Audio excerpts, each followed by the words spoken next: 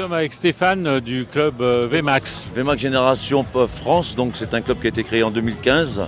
Nous sommes un club d'une quarantaine d'adhérents, un peu de partout, de Belgique, de Marseille, un peu toute la France. Voilà. Donc on expose ici pour les 40 ans du VMAX et à la Sunday. Nous principalement tout au long de l'année, nous faisons des voyages un peu partout, des balades. La passion de la VMAX, elle est arrivée quand ?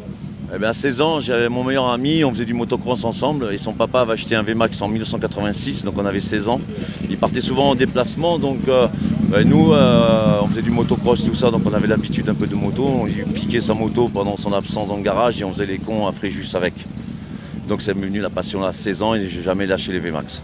Moi j'adore Yamaha. À l'époque c'était Yamaha, j'avais des YZ, j'avais des 2.5 TZR, j'ai toujours été Yamaha. Cette année, à la SRC, un invité de marque venu du Japon accompagne les passionnés Yamaha.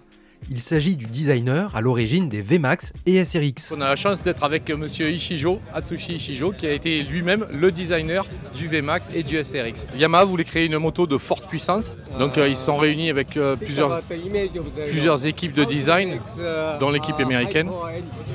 Ils voulaient partir de l'image du drag racing qui avait une très forte image justement à ce niveau-là. La cible était le marché américain où le drag racing justement est très développé.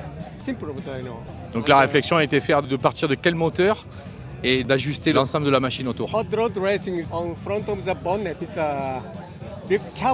Ils ont pris l'idée justement des hot rods routiers des voitures, où au-dessus directement du capot on a l'énorme prise d'air et le moteur qui dépasse de tous les côtés. Sur une moto, évidemment, il n'était pas possible au-dessus du réservoir de faire une grosse prise d'air. Donc il a choisi de faire non pas une prise d'air comme sur les hot rods, mais comme sur les côtés, des prises d'air des chasseurs américains, notamment les F4 Phantom. Une grosse roue, un gros moteur et donc une grosse impression de puissance. Donc le VMAX est américain dans son design et le SRX est fait pour le Japon en fait. Il y a une grosse idée aussi de générer la beauté autour de la moto.